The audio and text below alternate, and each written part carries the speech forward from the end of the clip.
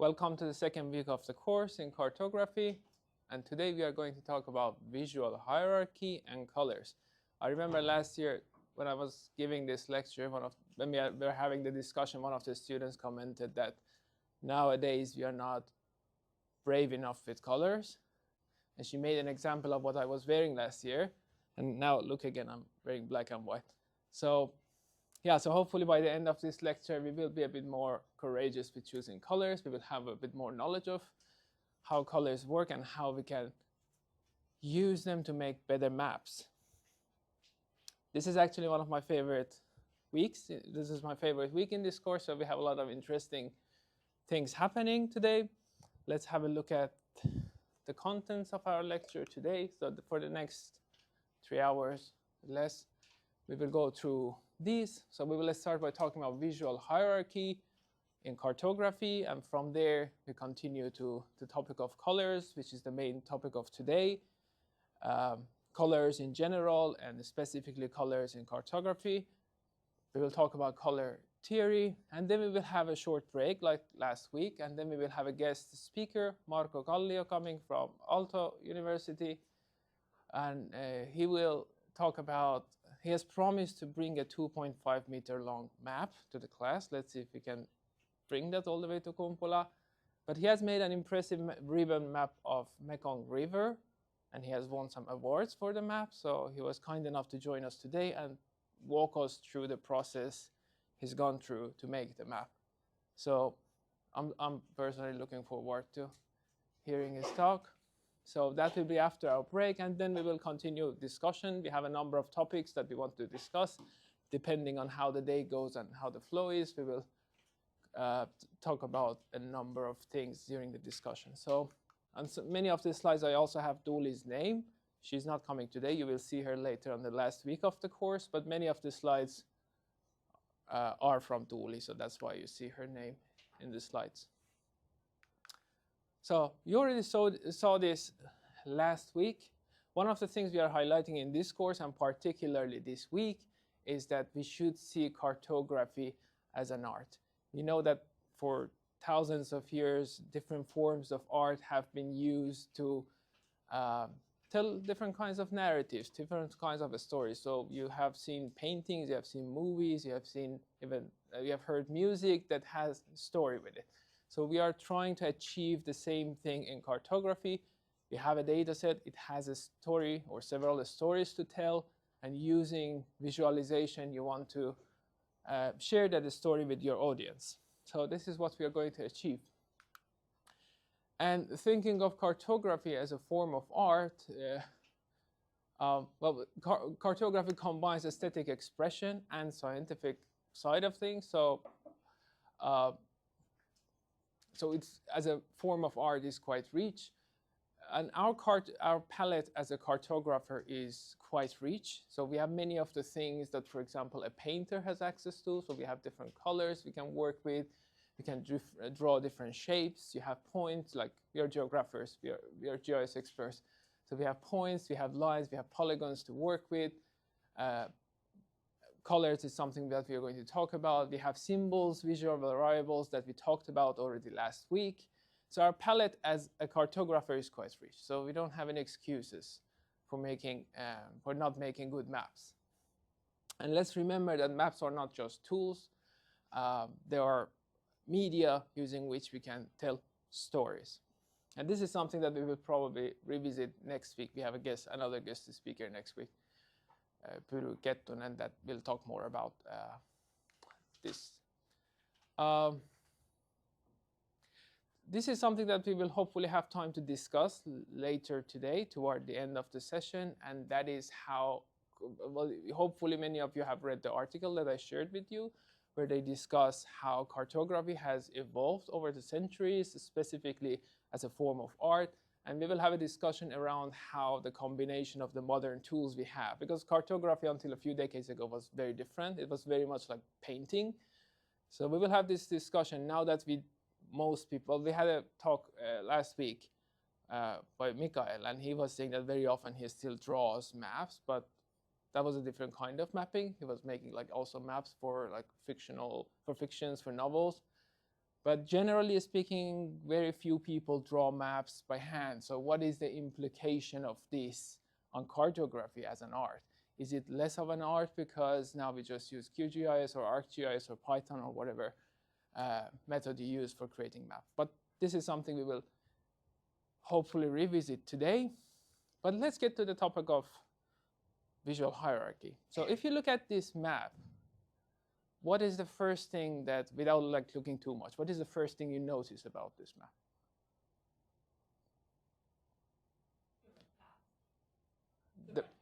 The red path, yeah. Like what are the, don't like get into details, like what are the first things that like pop up when you look at the map? The north arrow. North arrow, yeah. Yeah, so there are a few things that are clearly emphasized in the map. So the north arrow, for whatever reason, is overly emphasized in this map of Suomenlinna. So it is very big, so it's just one of the things you see first. And also the title of the map is quite large. So either deliberately or by accident, the creator of this map has emphasized a lot on the north arrow, the title, and of course the red route seems to be probably intentional. It's probably a map for tourists to navigate through the island. But yeah, so you can see the effects of visual hierarchy here. So the fact that the creator of this map has used a very large font for the title makes you see the title right away. So it's really emphasized in the map. And then you have the north arrow. So with the use of different elements that we will talk about today, you can adjust the hierarchy in your map. So depending on what you want to show first, what is most important in your map, then you should adjust that hierarchy accordingly.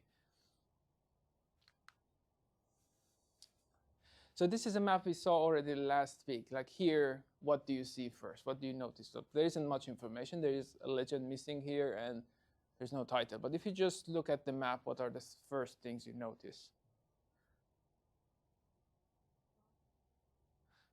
You see the path in different colors. So in terms of visual hierarchy, this has been done in a nice way, because probably the point of this map, which is from HSL, is to show you different tram routes around Helsinki center. And you see them right away. So the background or some other element is not dominant in the map. So the hierarchy serves the purpose. But what is visual hierarchy? Visual hierarchy refers to the arrangement or organization of elements within a design in a way that guides the viewer's eye through the content in a specific order of importance. So there are a number of factors that affect the hierarchy, some of which we saw last week already. So one of the major things is the map layout, the arrangement of things. So where do you put your map? Where do you put the north arrow? Where do you put the title? Where do you put all the map elements that we went through last week? So the arrangement of those elements, together with other factors such as the colors you choose. Some colors are very loud, like we will talk about colors today. Like if you're using red, very bright red color, probably is going to draw the reader's attention right away. That affects the visual hierarchy. And also the size of the elements. So if you have an oversized north arrow, the reader will immediately see. So it affects the visual hierarchy significantly.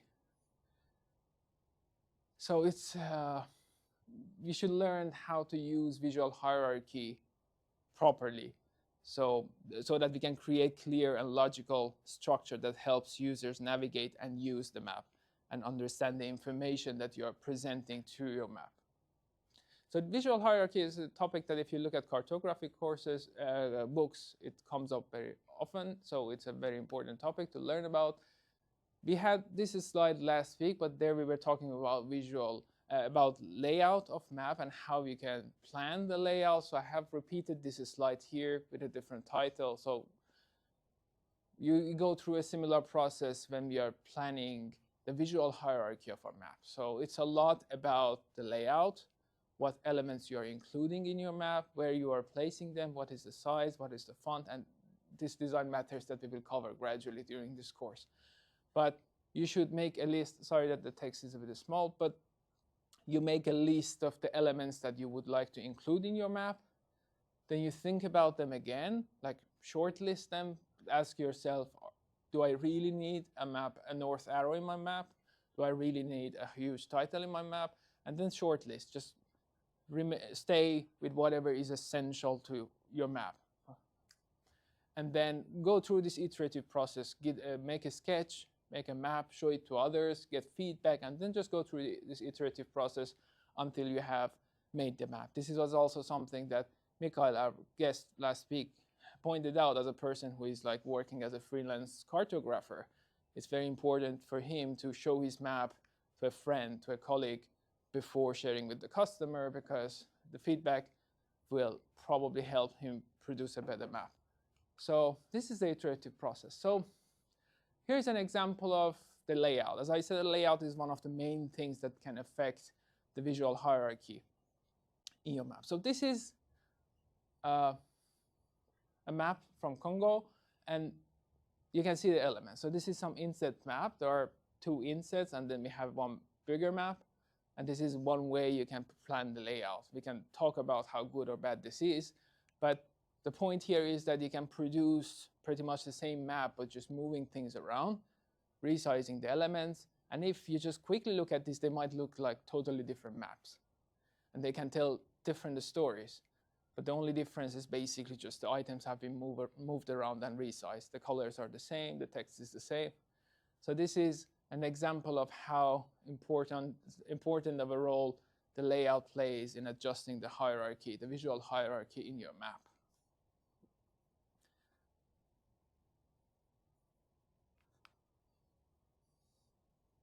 So like many other things in cartography, there is no absolute guideline how should the layout be made, or how do you adjust the visual hierarchy in your map, because it's just different from map to map.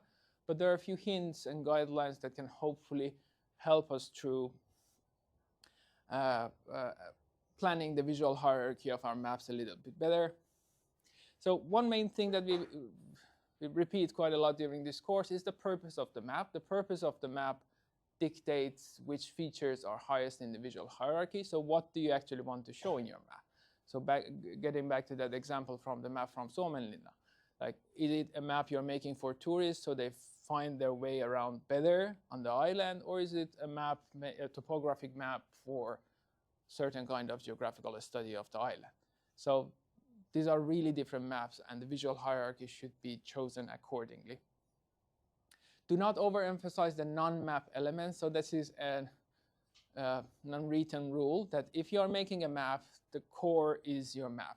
So if you have a legend that is oversized, or if you have a north arrow that is bigger than your map, then that's probably not a good idea. So again, this is not an absolute thing. Depends on what you're doing with your visualization as whole. But generally, in cartography, the main point is the map. So let the map shine as the main element in your visualization. Do not fill all the corners and voids. This is something that you probably have seen. Some maps are just overly crowded. The fact that in your layout, if you're producing a map on an A4 paper and you have a lot of space, you put your map, depending on the geographic shape of the feature you're mapping, you might have some empty spaces. But that doesn't mean you necessarily need to fill up that space, because sometimes, very often, like, too much is just too much. If you overcrowd the map, it has opposite effects. So the map might become less informative, less readable. So if you have empty spaces, you don't need to necessarily fill them up. Place your most important information toward the center of the image. That's how we look at things. Usually when you're given a visualization, what you look at immediately is the central areas of the surface. So if you have very important things, in our case it's often the map, try to place them centrally on the surface. Use a construction grid or alignment to arrange the map elements. Nowadays, like most GIS software, can help you to align the elements, so you do not necessarily need a grid, but make sure that you align them nicely. So try to keep them in the same line if needed. So don't make it look messy. reduce sight lines. So one of the worst things you can do as a cartographer is to visually confuse the map reader. So if the elements that are important are just scattered all around the paper or whatever medium you're using for your map, it's just tiring and frustrating for the map reader. So if you have, these are good and bad examples. So an example of poor sight lines: title at the top left, legend buried in the bottom right, a scale bar floating alone on the side. So if everything is in different corner, all the important information, then it's just tiring. One example is the use of legend.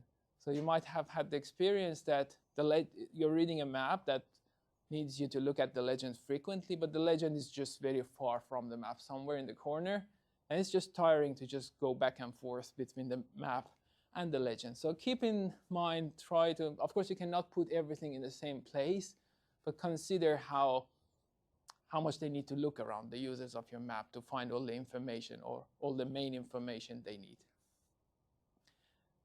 Eliminate border lines to move polygonal graphical objects to the background. Well, it depends on what you're showing, but if you are, for example, if you're not using a standard base map, you have your own polygons showing, I don't know, different land types or different borders of countries. So if this is not essential information, the borders of places, try not to emphasize it so much. So if you have the borders of countries in Europe and the main point is not showing the areas of countries, but rather show some data on top. So if you use overly thick borders for the polygons, it tends to draw a lot of attention. So either get rid of the polygon lines if they're not necessary, or just lower the weight, make them a bit transparent or a bit thinner. The same applies to the points. If you have very thick outlines, it usually draws a lot of attention and makes the map look a bit messy. Then color, hue, saturation, and value. But we will cover the color soon, but color is also one of the main things when it comes to visual hierarchy. So by adjusting the color, hue, saturation, and brightness of your colors, you can just affect the visual hierarchy significantly, and that's something that we are going to talk a lot about today. So color in cartography. So one of the main things to remember is that, and it's like very often we forget that when creating maps, is that color is more than just decoration. So for many people I've seen who make maps, they just choose colors because it feels right or it just looks nice.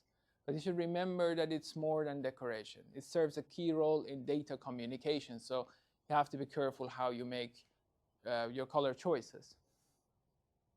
Proper color choice can enhance map readability and comprehension. And there are many ways that we will go. There are many things you have to take into account when you make your color choices. Well, part of it is just being tasteful. It's a creative process, so be creative with the colors you choose. But there are a lot of books. There is a lot of theory. There's a lot of technology behind working with colors. So if you're familiar with those, you have a very good starting point. So that's part of the purpose of what we are having today, to get familiar with also that theoretical side of working with colors. So that makes your work easier, especially for some of us who may not be very artistic, like I'm personally not. So being familiar with color theory and how colors work together, then it just helps you in creating better maps. Colors can highlight or downplay data a lot. Again, the importance in visual hierarchy, so we have to use them carefully. And as you know, professional use of color can significantly impact the quality of your map. So if the map has nice colors, wisely chosen colors, you just immediately know people immediately like the color. And if you have done it well, the map will not only be beautiful, but also very informative and useful. So color in cartography. So one of the main things that we are going to repeat a few times today is that choice of colors should not be arbitrary. So I agree that there's a creative part to it, but it should not be arbitrary. Even if you're using your creativity to choose the color, it has to be based on some logic, and there should be some kind of justification behind that. So it's not arbitrary. So there are color theories that we will talk about, understanding how colors work. That should be part of your decision. Then there are rules in the world of cartography. For example, you don't visualize seas as purple usually, unless I know, whatever great reason. But there are rules that are present in world of cartography, so you should respect those rules so the map is proper. And then we have the inspiration. That's the creative part. So you get inspiration from your own creativity, or you have seen a lot of other maps that can be source of your inspiration. And one thing that we are highlighting here, you will see during my slides, that many of the examples of colors I have here are actually paintings, not maps. And that's an example of the fact that the inspiration for working with color can come from any form of art. So you have seen a nice combination of colors in a famous painting or somewhere in a museum. Then you can just get the idea and use it in your maps if you think that works for a map. So the combination of the theory and rules and the inspiration is what you need to make good color choices in cartography.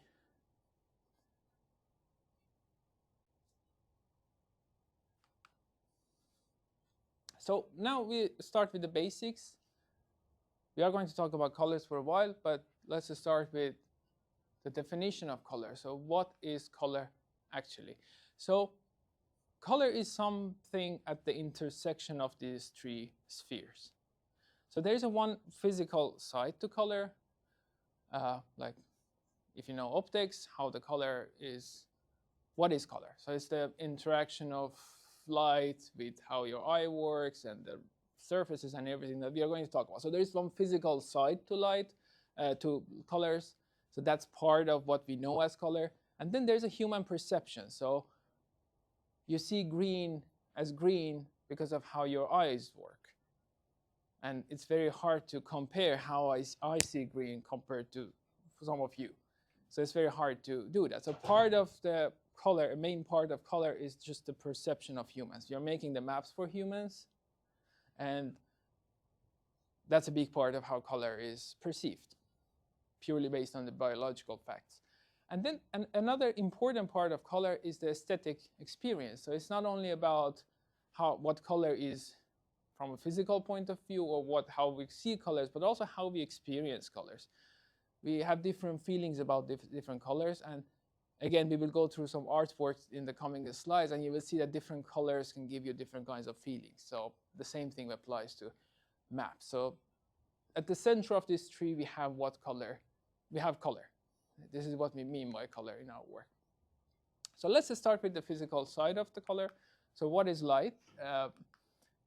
Color is light, essentially. So light comes to your eyes either directly from a source of light that comes with a color. It's radiating at a certain wavelength, and you see it as a certain color, or it's reflected from a surface, and the interaction of that white color with a certain kind of surface, certain kind of material, is the color that you see. So I see this paper as yellow because of how the light is reflected off of this piece of paper. So this is, from a physical point of view, this is what color is. But as I said, color is more than that. So color is a sensory experience. So our eyes work in different, well, our eyes work differently. So many of us see the colors differently, but it's a bit hard to compare and talk about it. But anyway, our eye structure is, well, this is not a course in biology, but there are two types of cells in our eyes that concern us as cartographers when it comes to choice of colors. So we have rod cells that are most sensitive at to this intensivity of light. So these are the cells that are most active when there is little light present. So you probably experienced this many times in your life, that if there is not enough light, or if it's a gray day in winter, then you see the colors differently. And that's because these are the cells that are most active or most sensitive in seeing in low color light. So you don't see color so well, but the intensity is picked up by these cells. So if you see at the curve of the wavelength, it has a peak around green color. So our eyes are most sensitive to intensivity of green color. So if you have a lot of colors that are produced with same amount of brightness and saturation and everything, the green one is probably going to appear more bright. So when it comes to, for example, lights, if we have 3 different colors of light, let's say red, green, and blue, and they are producing light with the same amount of energy, the green one is going to probably appear more intense to you with the same amount of energy. And that's because of how our eyes work. Then we have another set of cells in our eyes, cone cells, and these are the ones that give us the color as we perceive it. So, and they also work differently for different colors. So we are sensitive to different colors in a different way. So the curve for the blue color is quite narrow. So we have a limited, so there are not, so different shades of color, we might see them a bit similarly. But when it comes to green color or red color, the curve is very broad. So we are very sensitive to different shades of red and green color. So even if you make the red color slightly different, then your eye will probably pick up that difference. So our eyes are made of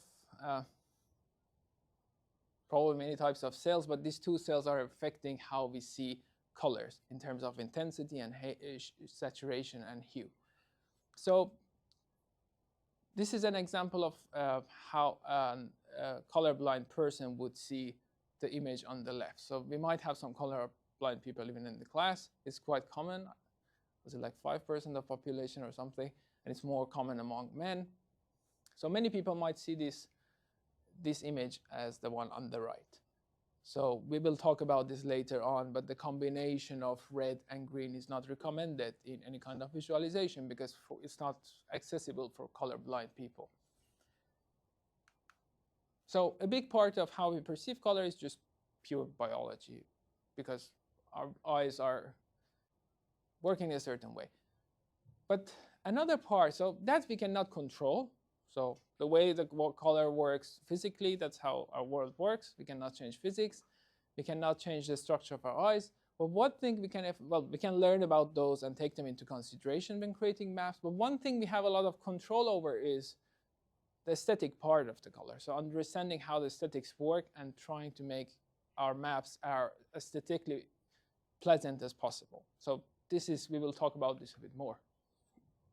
So this is a classic painting from 19th century. So when you look at this map, what kind of feeling do you get from it?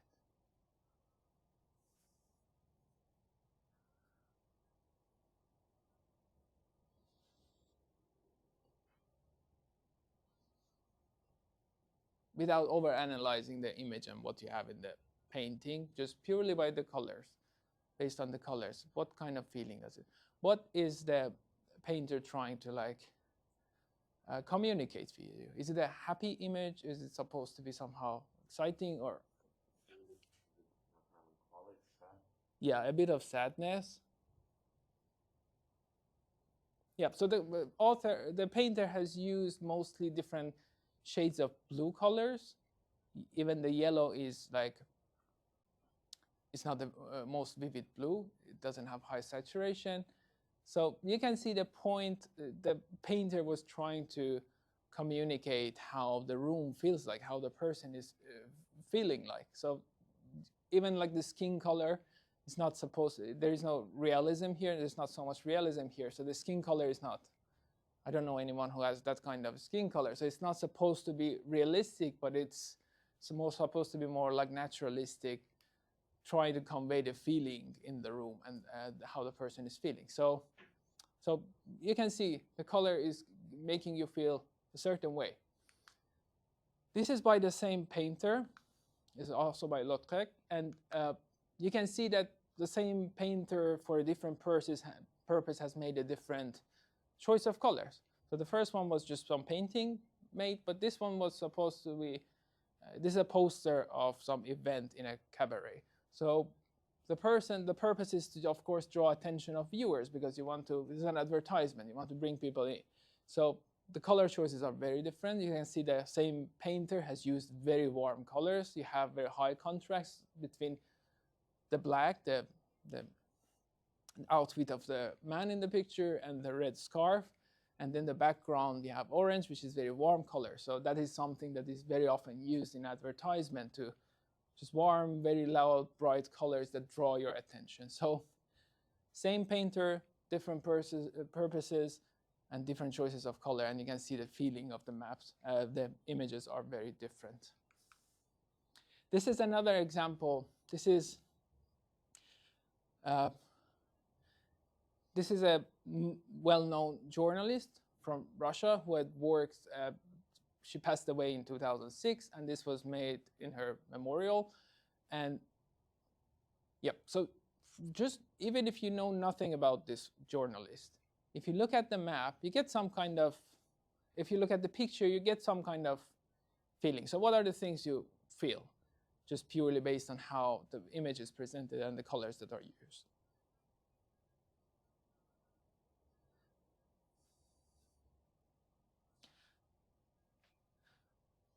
So the picture is not old, so it is black and white for a reason.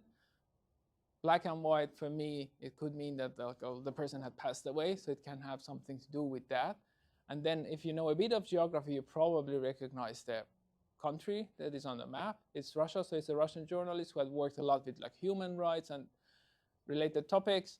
So the color red could have something to do with that and the kind of work she was doing related to human rights and how things were. And the fact that the country that she loved and she worked hard for is placed on her heart, on chest. Then again, this I think is not something random. So yeah, so you can see just two colors in the map. If you count white, you have three colors, and then yeah, it has already some kind of feeling with it. So color has a theoretical side to it. So now that we have a better understanding of color from a physical point of view and how we experience it and how our eyes see it, then the question is that, okay, if I know nothing about colors, how can I choose colors in my map? And luckily, there are a lot of theories. And if you just go to any bookshop, you will see there are a lot of, in the art section, there are a lot of books about colors. So you will learn a lot of interesting theories about color that would help you make color choices in your map. One of the main theories governing the world of colors in arts, and in our case cartography, is this color wheel. So this has shaped our understanding of colors significantly. There are many versions of this you have seen probably in different software, different places, but the original idea comes actually from Isaac Newton centuries ago. So this was the original idea. So he came up with the idea that, okay, colors are similar to music. And in music, we have rules governing the music. World of music, there is some harmony between notes. So he thought that there is similar kind of harmony in colors. So he translated this spectrum. This is what you would get from a prime. And so he just translated it to that kind of circle. And we have seen many versions of this since 17th century, especially in recent decades in computer world. So this color wheel is what we usually use when it comes to choosing colors and understanding colors. And we are going to use this a lot today. So at the core of, as I said, there are many versions of this, but with this one, at the very core, you see the primary colors. So you have red, yellow, and red, blue, red, and yellow. And then you have, in the second layer, you have the secondary colors, and then there are territory colors. So the idea is that the color wheel is harmonious, so it's based on the spectrum. So it is harmonious because it's in a certain order, considering the wavelengths of the light that produces these colors. And like I said, there are many versions of this, but the idea is quite similar usually. And then soon we will go through like the logics here. How can you make choices based on this wheel to come up with good colors for your map?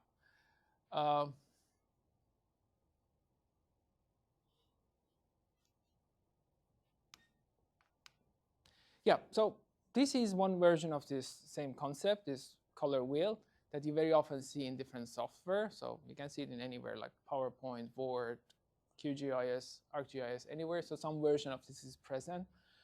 Well, these are the things that you choose. So if you move vertically on this palette, you're actually adjusting the saturation of the color, and we're going to talk about this in coming slides. Then when you move horizontally from left to right or right to left, you're essentially adjusting the hue of the color, so you're changing the color. And then usually there is a separate bar for adjusting the brightness or lightness of the color.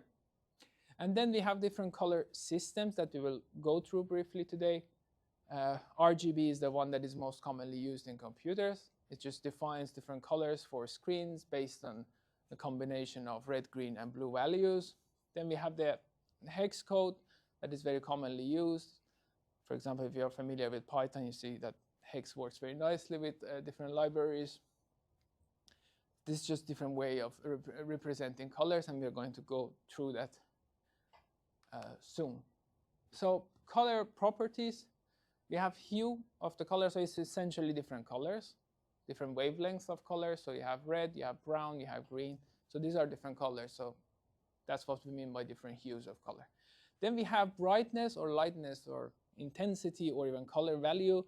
So it's just how you see the same color in different light conditions. So the same very bright pink color in a darker environment might look like brown to you. So by adjusting the lightness of the color, you can get colors that look very different. Another thing is the saturation, and it has a few other names. So saturation basically means how pure the color is. So how vivid the color is. So here we have a very pure pink color on the left, so we have high saturation of pink. On the right, we have lower saturation, meaning that it has impurity, and this impurity can be different shades of black. So that is what we mean by color saturation. Is it vivid color, very pure, like we have the pink on the left, or it has some impurity, usually some shade of black introduced to the color.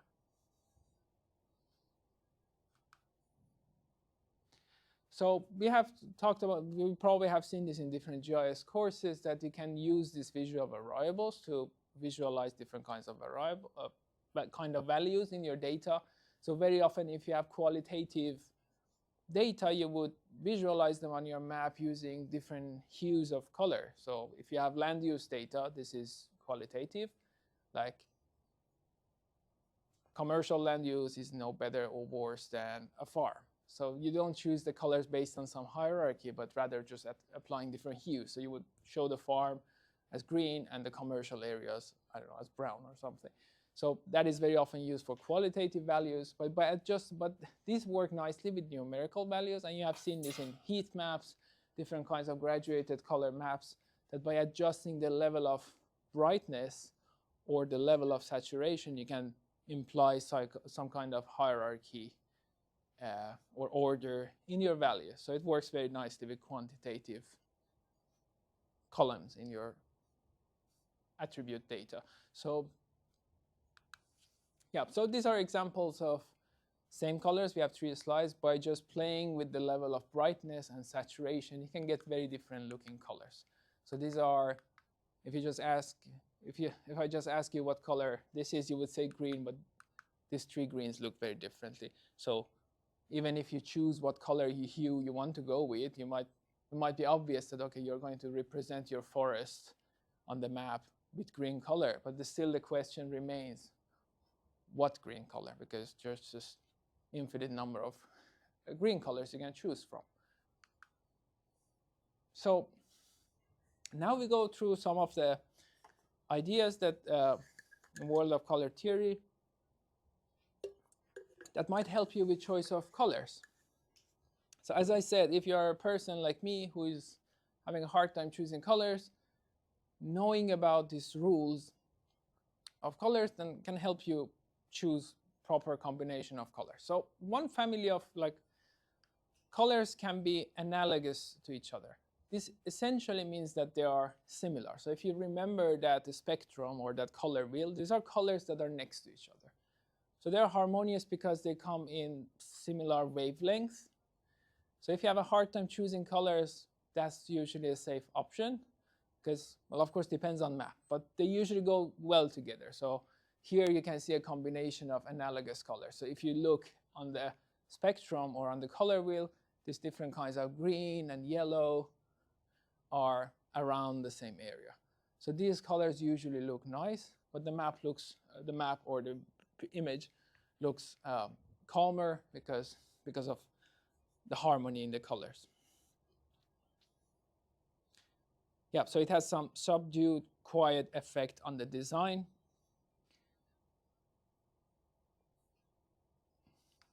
Yeah, so another way to go with choice of combination of colors is to go with complementary colors.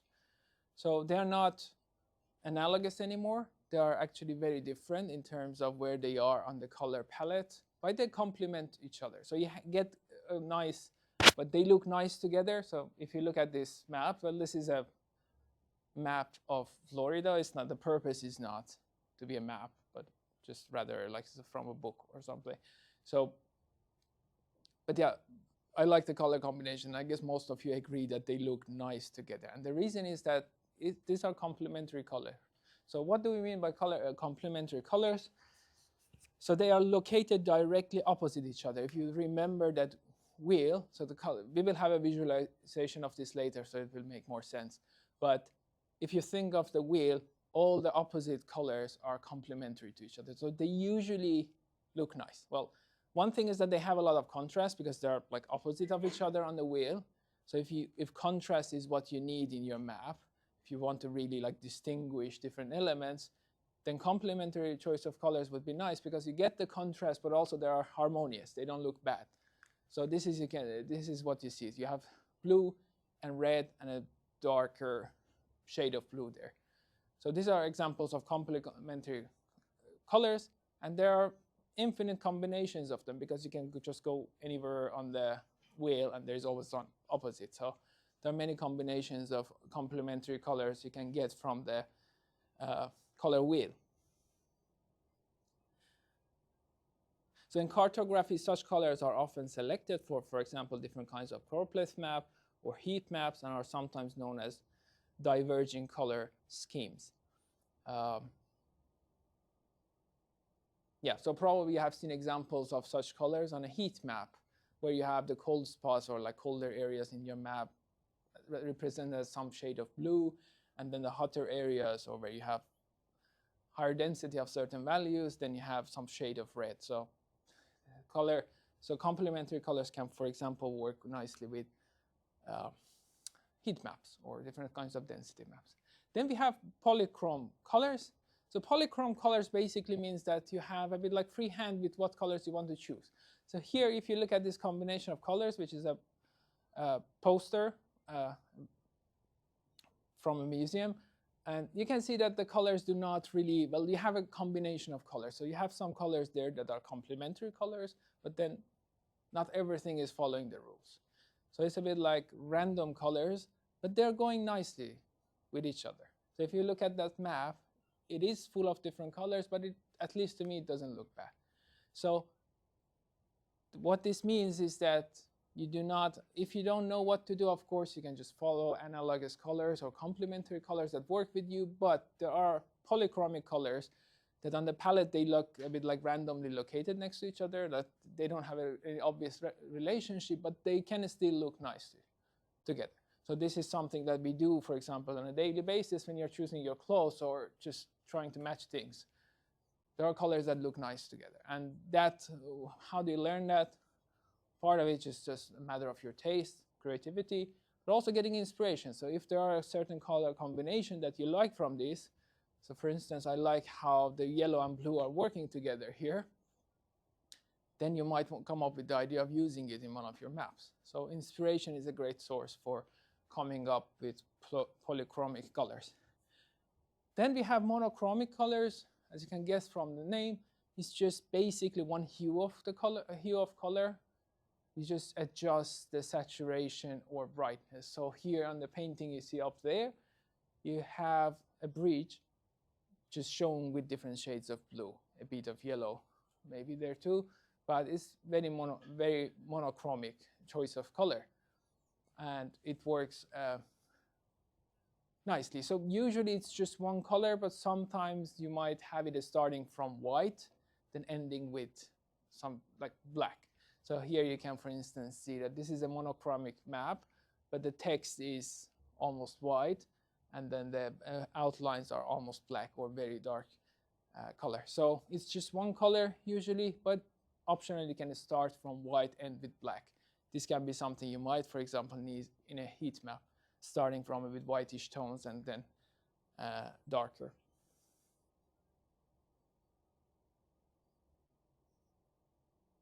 Then we have colors that are neutral. A neutral color scheme contains only black and gray or white, usually, but this can be extended to colors that are calm. For example, we have in this picture, which is this is some advertisement. Well, it's just a picture of some tonic water. The color is some shade of beige, so it is quite neutral. So it is usually very like calm colors. And again, this depends what you want to show on the map. This can be a good option if you're creating a map for a report, and the map is not the core of the thing. So you just need some context, but you don't want to like draw too much attention to it. Then you might want to go with some neutral colors. Or you might go with neutral colors when it comes to choice of base maps. So whether you're using a ready base map or you're creating your own using whatever vector data or raster data you have, then choosing neutral colors might be a good idea if the base map is not at the core of your visual hierarchy.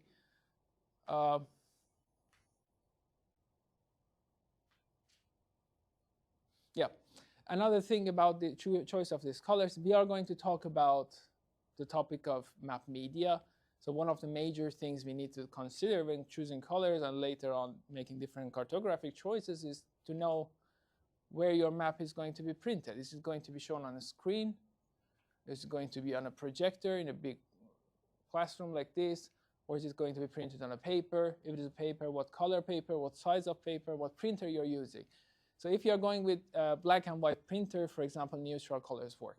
If you go with polychromic colors, then if you print it with a black and white printer, then who knows what the result would be like. But neutral colors usually work more nicely. So if you are going to print them with black and white printer, then neutral color is a safer choice. Just a reminder that we are choosing colors. Well, we need colors in our map, and we are choosing with the goal to have a clear map. So clarity is one thing, is an important thing. It's not only about making the map beautiful, but you have to remember that you want things to stay clear on the map. Then we have order. We already talked about visual hierarchy, so the order of things matter. Then you want to have a balance between the colors. You want to have a very like wild map with colors that do not have any harmony or balance in them. And contrast is another thing. If you need to have contrast between features in your map, then you should pay attention to that. So you should have enough contrast so that when someone looks at your map, they distinguish those different features.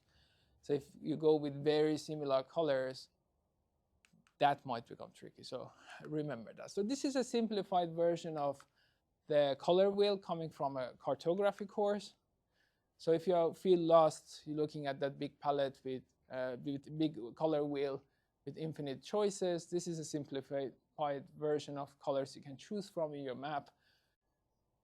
And a demonstration of, well, we have warm colors, more on the red side. Then we have cold colors, more on the bluish side. Then if you look at the complementary colors here, you can see it more simply. So any pair of color that are like opposite from each other can be chosen as a complementary color that have good contrast and they're harmonious. They usually look good together. So this is complementary colors. Then we have a split complementary, meaning that what you're looking at is not the exact opposite, but the two colors next to it. So it's like almost complementary, but it's not the exact opposite. It's like two next to it. So like if you look at this one, like these two shades of green are split complementary. So it's not the exact opposite, but the two next to it. So these are also usually good color choices.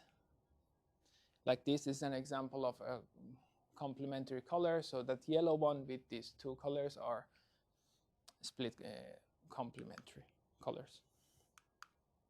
Yeah, so then we have a color triad.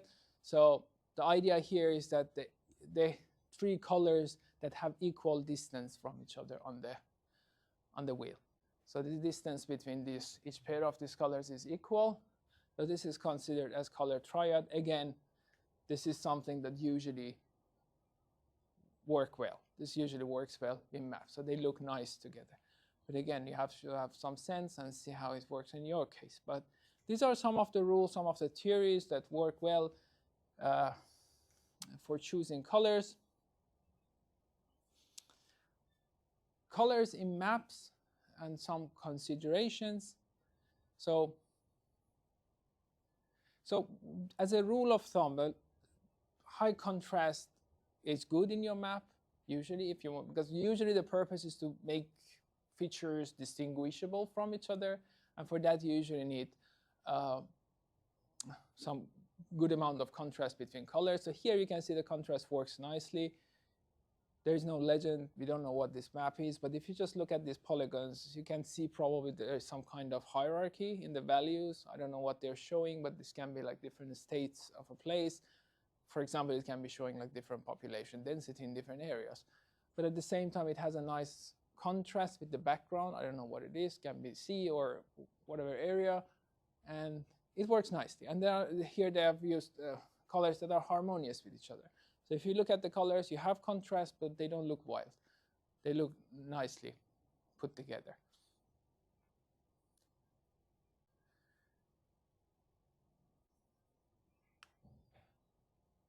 Yeah. Another thing that you should pay attention to is color blending and perception. So one thing is that color combinations, there are color combinations that can be misleading or confuse the map reader. So if you Google, you will see many examples of this, but these are same colors, just here the small one is red, the outer one is dark blue. It's the opposite, but it might look different on different screens, but you might feel like this red is not the same red, or the blue is not the same blue, especially if you print it, it will look like that. It just looks different. The red here looks brighter than this, but it's exact same color. So the combination of colors, so it's not only about how the red looks like, you should think about how that red color looks like next to that purple or dark blue color. So the blending of the color also experiences the color. So you shouldn't think about the colors alone, that I like orange and I think it's good for this kind of feature on my map. You should also think about what other colors you have in the map, not only how good they look together, but also how do they affect. So if you have a dark blue next to red, does it make the red color look a bit different or not? Also, we have seen examples of this, that different colors might affect how big or small you see different features. And that can be another factor you may want to take into consideration. There are some color combinations that might be even annoying to you. So if you look at them together, it might be a bit annoying. So there are such examples, and you should be aware of them and avoid them if possible. Yeah, color blending should be purposeful. So if you have distinctions, if you have, well, we have talked about this a lot. If you're choosing different colors, then there should be some purpose behind it, not just purely random. And you can use blending to highlight transition or gradients very appropriate. So for example, this is not a map, but you can see the colors blend very nicely. So it's a very like calm map. We have a, it's not a map, it's a calm image. And you have contrast, so you can see the features very clearly, but at the same time, the blending is working nicely. So probably you have seen examples such as this one a lot on social media, around the internet. That another thing that we should think about, it doesn't maybe happen all the time, but it's a fact that we might have color illusion sometimes. So this was an example that these A and B colors are the same, but when they're presented like this, your mind, your brain just fools you to think that they are different colors, but in fact, they are same colors. And you have probably seen many examples such as this one on the internet. And if you look, you will find more. So this is another thing you may want to think about. Does it happen on your map or not? Another thing that you should take into consideration when it comes to colors in your maps is the color connotation. So colors come with meanings. Sometimes they even come with cultural values and connotations. So you should be aware of those. So some colors have meanings. For example, blue color means, in maps, usually means some kind of body of water. So you may want to avoid blue color for anything else, unless you really have a good reason. Or green usually means green area. So very often if you have green on your map and it's not referring to green areas, it's just confusing for the reader, unless they really look at the legend. So remember that many colors have a meaning, so respect those meanings. And as we saw through many examples today, colors can evoke feelings and conditions. For example, like we saw many examples that they have different meanings and they can make you feel different. So take those into account. Then there are cultural variations that affect color connotation. So different colors might have different meaning in different cultures. So for example, the color purple is a famous example of this. Through history in different parts of the world, it has had different meanings. So like in medieval, it was a color that was only for royal family. So you would have been arrested if you were wearing something purple because it was just for royal family. Or in, this is I have the source somewhere, this is from a color book, that in some Native American tribe, like widows used purple color for their mourning, so to show that they're sad, they have lost a husband. So it's like a bit sad color for that culture. It's associated with losing someone. So in different cultures, colors can have different meanings, and if that's relevant for you, if you're working in a part of the world where a color has a very strong value, a very strong meaning, then you may want to take that into consideration.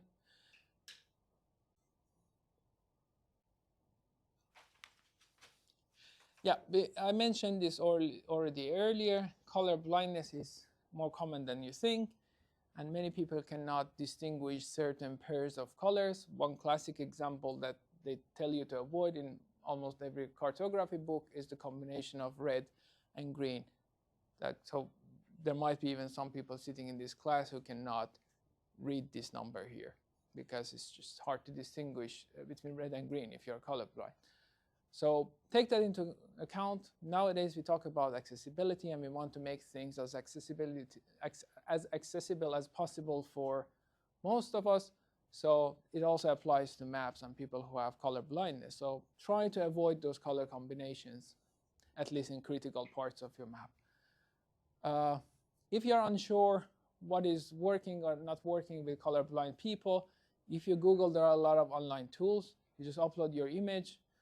It shows you how it looks like for a colorblind person. So it just applies a filter and shows you how it looks like. So then look, okay, is this map still usable for a colorblind person? Also using AI, like if you upload a pair of colors in ChatGPT or similar AI, they might help you analyzing the colors and tell you how well or how poorly it works for colorblind people. So use those tools. So one other thing to remember is just with colors have a lot of power, so you can use them as you saw. You can use them to tell your story. You can create different kinds of feelings. So it's a powerful, but at the same time, too much is too much. So if you just go too wild with choice of colors, you can overwhelm the reader. So try to maintain a balance when you're choosing colors.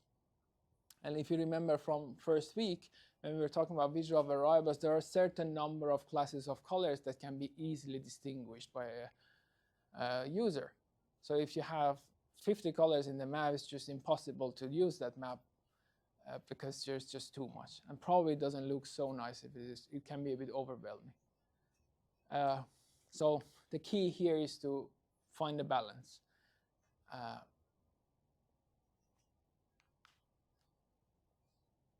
So, as a reminder, you can interrupt me at any point if you have questions or if you want to comment on something. Yeah, so about color systems, so a bit like technical things. And there's a lot of things you can read on the internet, so I don't go through everything here, just giving you an idea. There are color systems. Well, we need to have a standard way of referring to a color. So you can see on the color palette, on the color wheel, there are billions of choices of colors. So there are these systems that we have created for different purposes that can pinpoint to a certain color. So in the world of, on the screens, very often we see the RGB. So this is referred to as an additive color system. So it works well for light emitting surfaces. So it works nicely for monitors, for instance. That's why on a computer, if you're going to just show your map on a screen, then RGB works fine. So these are called additive colors. It's based on combination of these three primary colors. And depending on what ratio or how you mix these colors, you get different colors. So these are primarily used for screens. And then we have subtractive color system. It's based on the idea, subtractive means it's based on the idea that the color is absorbed. So it's meant for surfaces. So that's why it is used for printing. So you see that CMYK system very often when you're printing something. So if you're making a map and you know that it's going to be printed and installed somewhere, then it's best to go with that color system. So you will be sure or almost sure that the color will look the same when you print it, because printer works differently. So it's based on the idea that, well, how the ink works on the paper. So if you have a certain color ink, green ink on the paper, you see it green because it absorbs certain wavelengths and it reflects certain wavelengths. That's why you see it as green. So it's based on that logic. So the combination of red, green, and blue can give you the natural colors.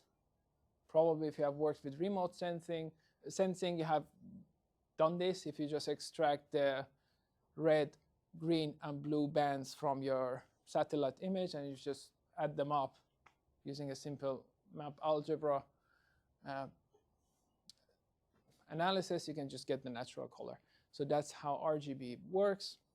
This is an example of how the subtractive system works. That is based on these colors plus a key. This key can be anything, but usually it's black.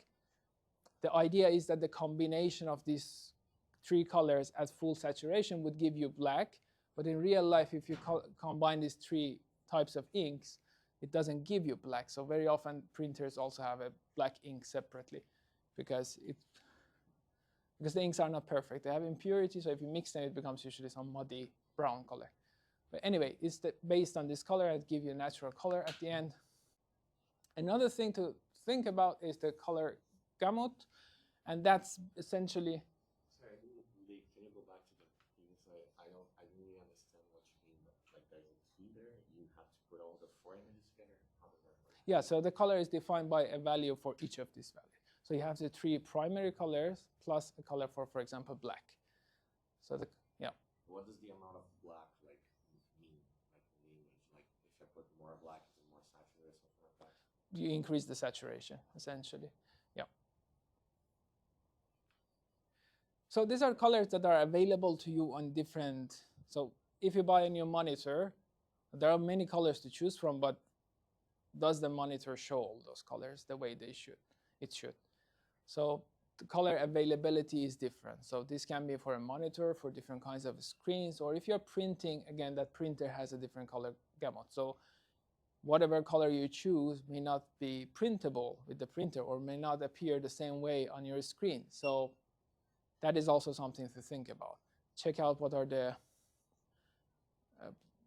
how the screen works. So if you know where your map is going to be shown, do not go with a color somewhere here that may not appear properly on your map. And this is different for different devices or media for your map. Yeah, so more examples of how RGB works. So if you want to pinpoint a color with RGB, you have value for red, green, and blue. And then, for example, if you have 25500, it's full red because you have 0 values for the two other colors. Then these are, in the world of computer, we have also these hexadecimal codes representing these RGB colors. So if you are using, so it's very often much easier. Instead of typing in 3 values for red, green, and blue, you can just use the hex code to get the same color. As I said before, for those of you who use programming, for example in Python, then these hex codes work very nicely with many libraries like matplotlib and many other libraries. So yeah, that's another representation. We talked about CMYK color model. We provide values for each of the colors. There are other systems that you might come across. They're not as common, but in many GIS software you see them, like HSL and HSV color models are 2 other examples. So HSL defines colors based on a value for hue, saturation, and lightness of the color. Then we have HSV, hue, saturation, and value. So there are such examples, and you can read more about them. But the thing is that there are many tools. So if you do not, very often when you open the color palette in your software, whatever software you're using, you see the values represented in different formats. So you can just choose from them. If you have a color, in our course now we have created an interactive tool. It's on the course's website and also in CSC Noppe. So you can just use that tool to convert between different units, but you don't even need to do that. If you just quickly Google color conversion, different color system conversion, just even within the first page of Google search, you can get some interactive tool that you can convert different systems. So it's easy to convert between different systems.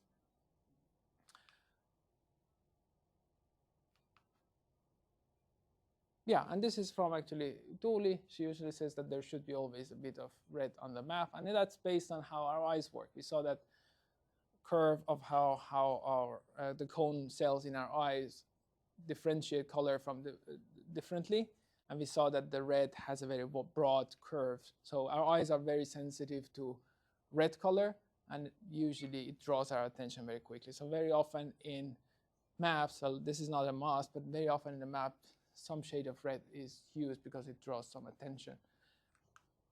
But yeah, there are a lot of things you can, a lot of resources, so you can read more. But now I guess it's a good time to take a break. And Marco is already here. So while you're taking a 10-minute break, we will set up his presentation. And then, yeah, so let's be back in 10 minutes. Hi, everyone. So yes, my name is Marko Kallio. I'm working at Aalto University as a postdoc in Water and Development Research Group.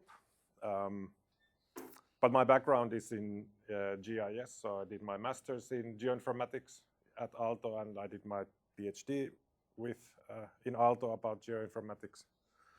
And when I was doing my master's, there was still a cartography specialization option in Aalto, which I did at the time.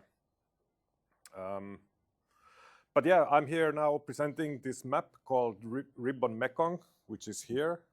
Feel free, if you, even when I'm talking, if you want to go walk around and watch it, feel free. There's also a work in progress version of the same map. And this map won the British Cartographic Society map contest in 2023. It was the best electronic map, and it also won the overall prize in 2023. Okay, how many of you are aware what are strip maps? It's a very niche thing. There's really no use for them nowadays, except for as a curiosity. But at one point, they were kind of maybe not the dominant map, but in early 20th century, they were used as route maps. And there were lots of publications with like car routes or bicycling routes and so on. And strip maps, they represent some linear feature which is stretched or lengthened and shown pretty much only that feature. And whatever additional features are shown, they are always in the very near vicinity of the actual linear feature. And usually these are routes or roads or rivers. And what's special about them is that the geometry of the spatial features is usually very much modified, so that you force kind of the geometry to fit into a long line. And here's some historical examples. This one is called, maybe the very first one. It's called the Peutinger table. It shows the Roman Empire at its height. And what you see here is southern Italy. There's Sicily here. Here's the boot of Italy at heel. Malta. This is northern Africa here. And I think this is the Balkans. So it's very stretched out, and I think it's like 10 meters long or something like that, the whole original one. This is one of the most famous ones. It's John O'Gilby's Atlas of Britannia, I think 17th century. In 19th and 18th century, this kind of river comparison illustrations were very popular. And this is showing like lengths of different rivers and comparison, and also heights of mountains. And then there is 1920s road map showing just a small part of it, but it's this kind of a strip map. There's some modern examples which I will not show you in here, except, let's see if I can show you this, because this is my favorite one. Oh,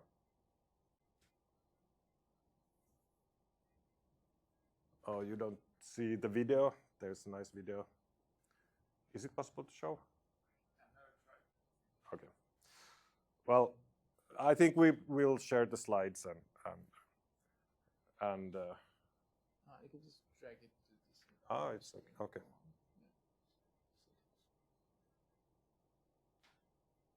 Yeah. So this guy, Aaron Colker, made a strip map of a river, which he then adapted for a receipt printer. It's just a standard printer that you have in any kind of store. And I think this is one of the nicest thing, and I'm planning on doing my own at the moment. I haven't bought a printer yet, but let's see if when I have the time to do that. Okay.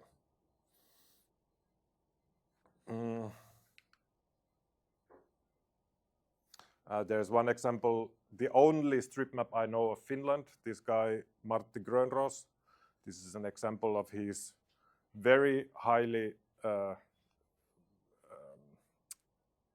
simplified roadmap of the highway number 4, and his website has many more examples of these. But okay, that's enough for the strip maps in general. Why I did a map of the Mekong River is because I've been working in the Mekong since 2013. First trip I ever did was there as a tourist in 2010 in Cambodia. But after that, I've been working as a consultant and doing most of my research in the Mekong region since 2013. Recently, I've been mostly doing global stuff, but this Mekong has always been kind of a special for me. And the idea for the map itself, why would I do a ribbon map or a strip map, is I had seen these two maps before I got this idea. This is a ribbon map for the Mississippi riverboat captains. And as a riverboat captain, you go up and down the river, so you don't really need to know when it goes east or west or north or south. You just go along the river up and down. And they use this kind of strip maps because they can go into very small space, and you just pull it out for the location where you need it. And I wanted to do something similar, but with Mekong River. And initially I thought that I will show nothing else except the Mekong River, and that I use only two colors, blue and red. I'm happy I have red, as you mentioned just a moment ago, that all maps should have some red. I do have some red in there. But this initial thought that showing only the Mekong River didn't really stick. So actually now I would actually like you to go around the map so you can actually see it, and we can look at the different kind of decisions and features that I've included in there, because I don't have any pictures in the slides. So one of the first things that I had to decide is like, what is the map actually? And in the end, it turned out to be like my own map, things that I am interested about in the Mekong River. And so this one is a work in progress, which I just printed on A4s and taped them together just to see how it might look printed out. And this is more or less the final version that won the prize. And what I saw in here in the first one, which really just is vectors, that when you go towards the source of the river in the Tibet, there's really nothing in here. It's very empty, which it is in reality as well. But I think as this kind of map, it wasn't very interesting. So there was something clearly missing from that part. And that's why I started working with this DEM on the background. But that was very difficult, because when you how you build this is that you cut the river in parts, and then you rotate them and you move them so that they form a kind of a line. But if you rotate a DEM, you immediately see that there is where you have shifted it. And it took me quite a long time to figure out how to do this rotation and make it look natural, that you don't see these cuts in the elevation model. But so with the addition of the elevation model, this is, I think, much more interesting now. It's not only a very thin line going through the mountains, but you can actually see the steep gorges of the mountain.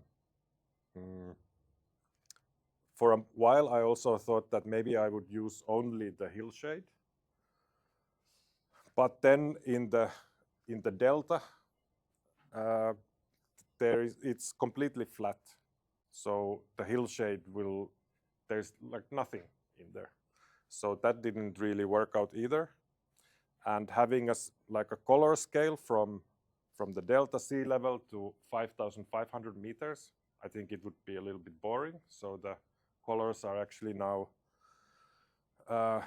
relative elevation to the Mekong River, to the mainstream. And if it's like completely gray, it's more than 200 meters above the river level. And then the more blue it is, the more below, the elevation is below the mainstream stream level. And yeah. It's also a little bit difficult maybe to decide what I show in here. And actually from this version to this one, I had to remove some features.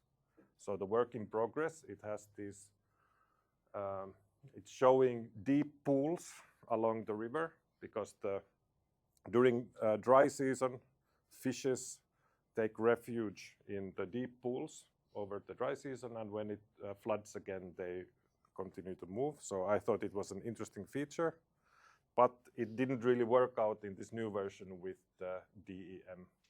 So I left them out from the from the final version, and the work in progress also shows planned dams and their planned reservoirs, but I didn't find out a good way to include them in this final version, so then I had to leave those out as well.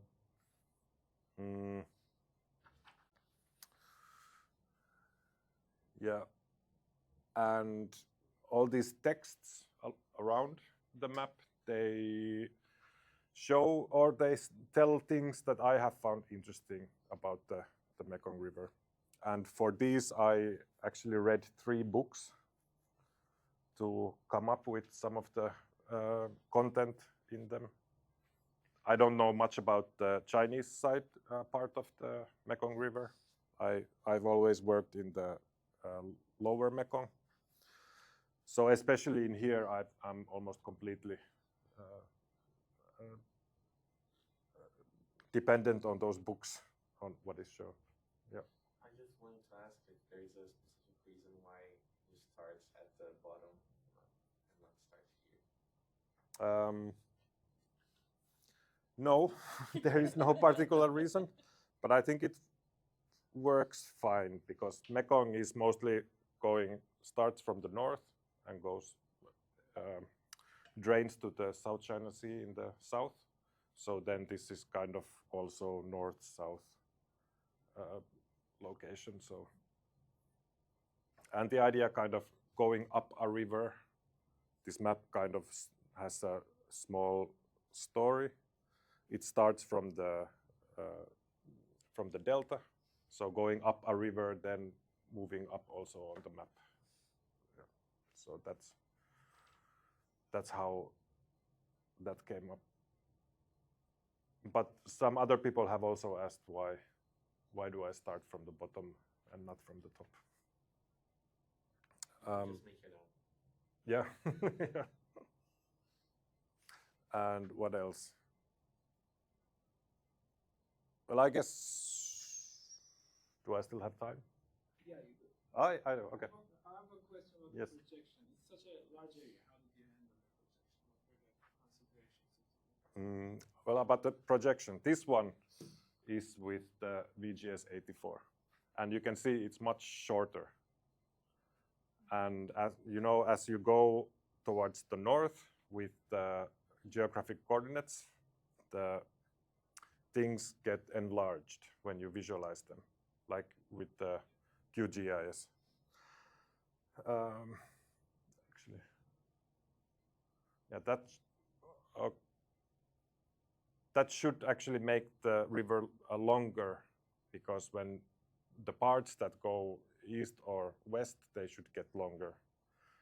Actually, in my mind, I thought it would shrink it, and that's why it's shorter, but okay, that isn't correct. Anyway, it is not correct, I think, in here to use this geographic coordinates because of how you move them and how you display them, how you visualize them in a GIS program.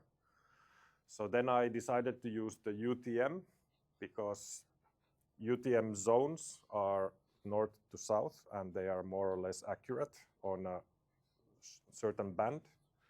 So what I then decided to do is I just projected everything, all of the data, into this same UTM band, and then I just used those. And then I just cut them and moved them to correct locations.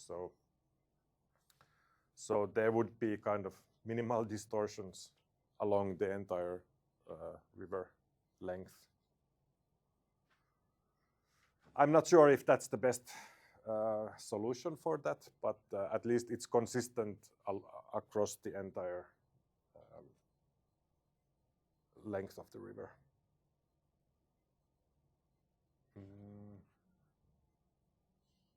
Yeah, and then there's lots of like small things like should I show where I have cut the river?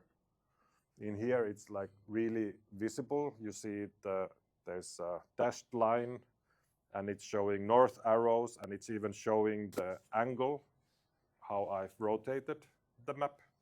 And there's a gap between the different river segments that I've been cutting.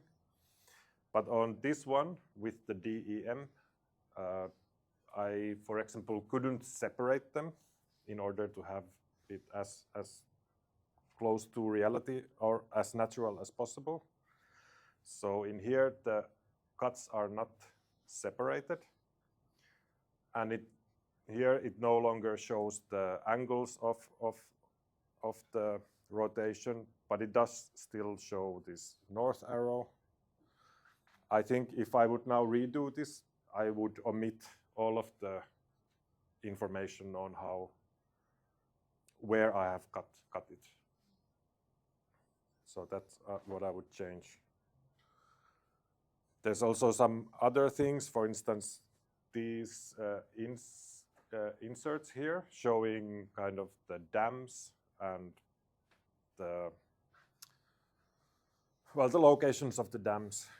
And I think it worked better in here on the original version where everything was vectors. But I think maybe it doesn't fit so well on this with the DEM, so I think there should be something inside. Maybe just a hillshade, but still something, let's say, more interesting. Also, there's this Lake Erhai. I think this doesn't really work when I have the DEM. It's really like completely different style, but I think it works somewhat better in this work in progress version with only vector features.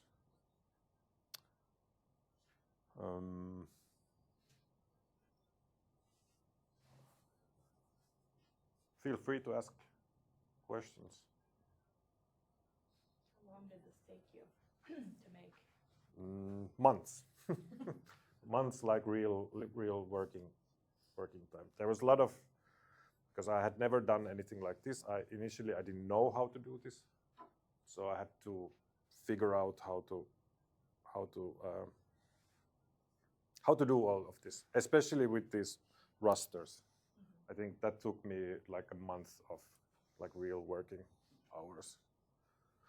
And in the end, it's like very simple. There is some slides about that, but I will share the slides with Kamiara. Yes. You can have them. I had a question about Yes. like, how did you end up like filling up the DM in the end? Like what was the process there? Like filling up the areas with cuts? Well, I'll quickly show. There is this workflow.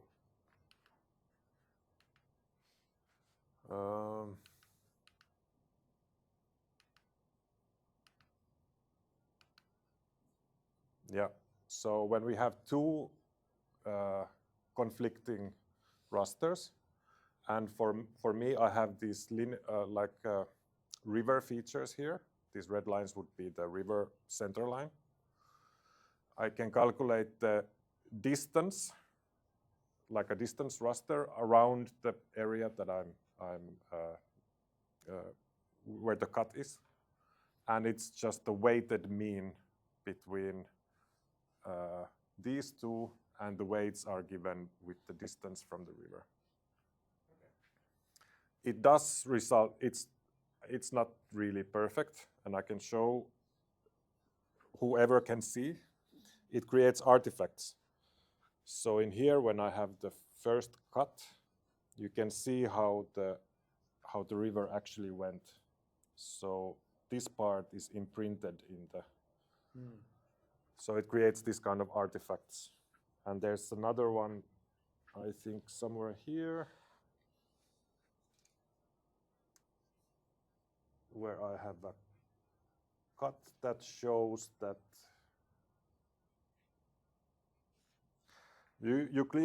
it's almost 90 degrees cut, and you clearly see one kind of small mountain range this way and also this way, like very close to one another.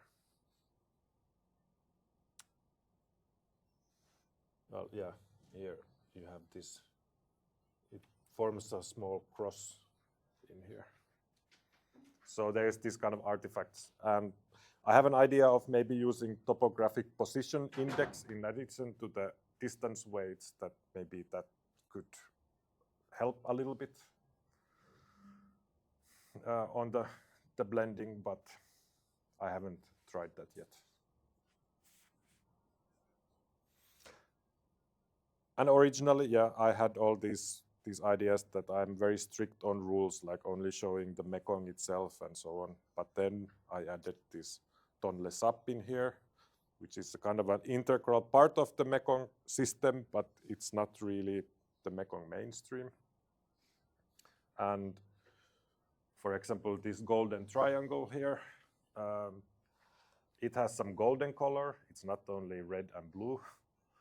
And it's just something that I figured that it's interesting feature of the river and the landscape, and well, in this case, culturally interesting place. So then I decided to add that. And then there's these kind of cliff paintings that are in Thailand, which are shown. So in the end, I ended up adding quite a bit of different things in there, breaking these rules of my own that I set for myself. But usually these, when I've broken the rule, I've only done it once and haven't broken the rule kind of twice that I've imagined for myself. Why is the more arrows here and here in different ways? In this case, it is because this part, the north is pointing here, and after the cut on the mainstream, north is pointing there, but there's a second cut here, and the Tonle Sap part, the north is pointing that way. So around here, north is in 3 different directions. So they're not completely same to the real image, because like the north should be always like the same direction, right? Yes, but this is kind of a, let's say, a feature of strip maps, is that you have to modify the geometry. And when you modify the geometry, then directions, for instance, get jumbled up. Yeah.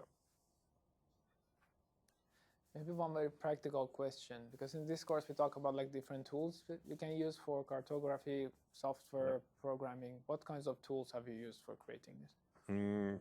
This one was mostly QGIS and Affinity Designer. If you know it, it's a bit like Illustrator, but much cheaper. And with a single purchase, you have endless license. QGIS, Affinity Designer, most of these rotations are done in R, and the hillshade is done in Blender. I have them somewhere, I think, in the slides. And well, if you know R and you want to do your own, I started developing this R package called StripR, which automates this thing.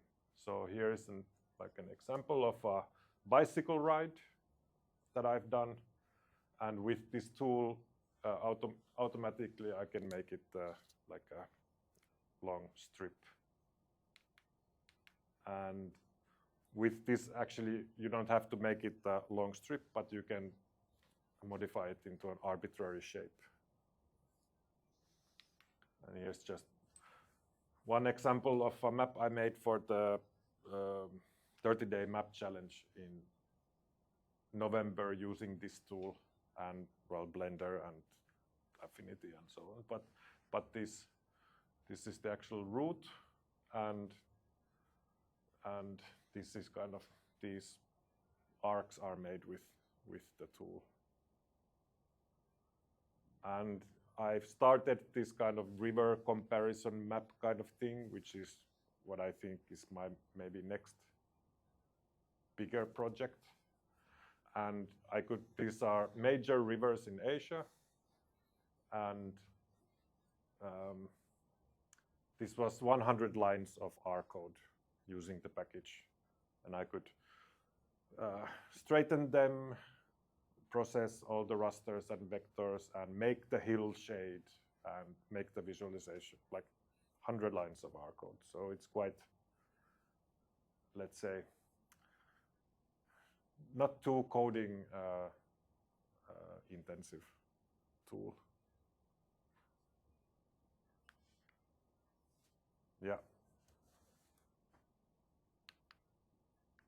Yeah, that was my last slide. Yes. Thank you very much, Marco. Let's give a. No worries.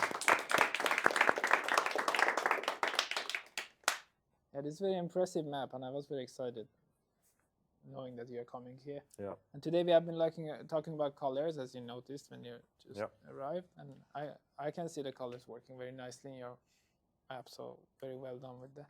Yeah. But yeah, I assume that the students can get in touch with you if they want to discuss something, or if they have questions, Sure. or if there's some interest in something. Absolutely. But yeah, thank you again for joining us today. Yeah, no worries. Yeah, for those of us who are following online, like this will be published, so the slides will be shared later. And they can download your map as a PDF file from, was it Zenoto?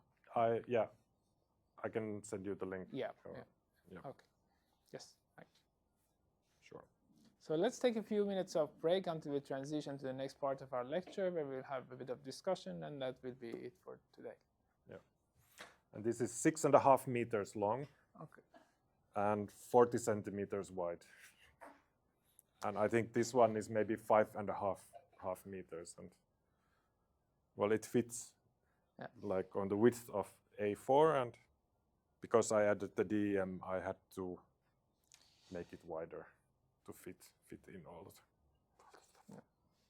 And it's very nice when you open your PDF file, you can see the layers loading. It's like so heavy. Yeah. There's a little problem with the PDF. So if you open with Adobe Reader, it cuts off at the top part because Adobe has a limit of 5 meters and something on PDFs. But if you open with another PDF reader, then they open them fine. And it, Does Adobe ask for more money if you want it? I don't know. But it's funny because PDF is Adobe's, I think, standard.